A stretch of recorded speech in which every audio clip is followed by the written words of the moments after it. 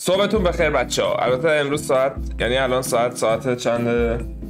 3:49. خوبه. صبح من بخیر همه با هم. نظرتونه؟ امروز می‌خوایم راجع به چی صحبت کنیم؟ همه دستا بالا، درام رول. چرا من دارم توی یه چنل یوتیوب دیگه غیر از چنل یوتیوب خودم دارم این کانتنت رو دارم آپلود میکنم. بیایم راجع به این امروز صحبت کنیم. خب من اینجوری بودم که دیدم که آقا واقعا از موزیک پولی در نمیاد. نه آروم باشید. اول بیاین راجع به مسئله صحبت کنیم که چرا یه یوتیوب دیگه ای؟ خب چرا مثلا چرا این یوتیوب نه، چرا یه یوتیوب دیگه ای؟ اتفاقی که پیش میاد اینه که واقعا این دو تا با هم دیگه قاطی بشن خیلی بد میشه. میدونی چی میگم؟ برام من اینجوری بودم که خب چه کاریه آقا جون، یه جا بیا بگو، یه جای دیگه هم بیا کارتو خیلی جدی ادامه بده. این شد دلیل اول برای اینکه من چرا دارم این چنل رو درست کنم. دلیل دوم اینه که بچه‌ها بیاین با هم دیگه رو راست باشیم، بیاین واقعا با هم دیگه آنست باشیم. خب از موزیک پولی در بذار فکر کنم ببینم دلیلی که واقعا دارم این کارو انجام میدم چیه. ببین واقعا هیچ دلیلی نداره.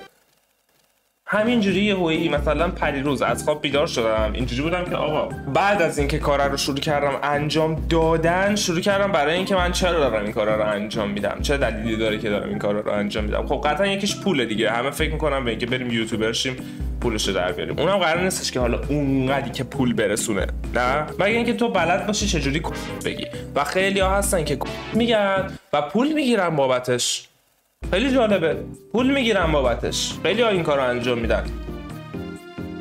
خب برای همین من اومدم اینجوری به خودم فکر کردم که من بگم ولی فری این کار رو انجام بدم. پولش از یکی دیگه میگیرم، پولش از یوتیوب میگیرم.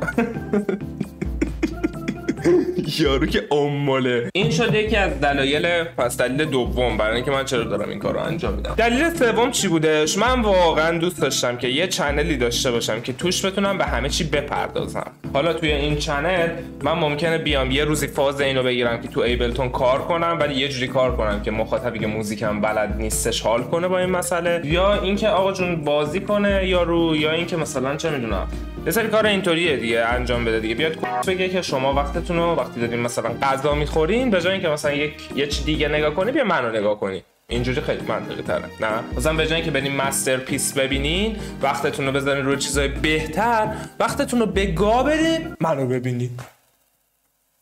خوبه؟ دیل خوبیه. من چند روز پیشا واقعا چند روز پیشا که نه یکی دو هفته پیش بود که نگاه کردم دیدم که من خیلی آدم تنهاییم. تنهایی ربطی به این نداره که تو چقدر دوست داری یا نه. فکر کردم بهش که من خیلی آدم تنهاییم و آدمای تنها چیکار میکنن؟ میرن یوتیوب درست میکنن. تموم شد. و اینکه حالا بیایم بریم راجع به بقیه چیزاش هم صحبت کنیم که چرا داره یارو یوتیوب درست میکنه. خب اصولا هر کسی به هیچ جایی نمیرسه تو زندگیش ترجیح میده راجع به یه سری چیز نقد بکنه. خب برای همین یا منتقد میشه یا یوتیوبر. اصلا ورود خوبی نیست به یوتیوب. آره خلاصه اینجوری شد دیگه. ما هم اومدیم تو یوتیوب. حالا ببینیم چه اتفاقی میشه، چه اتفاقی در واقع در ادامه میفته. ببینین یه چیزی بذاریم بهتون بگم. اصلا هدف اصلی من این نیستش که من یوتیوبر بشم. واقعا نمیگم. یعنی اگه یه روزی برم تو گوگل و اسم خودم رو سرچ کنم ببینم که جلوی سر یوتیوبر، خودم همین پنجره میندازم پایین. پنجره رو بعداً بهتون نشون میدم. البته شاید نمیدونم اینجا بندازم پایین اتفاقی نیفته.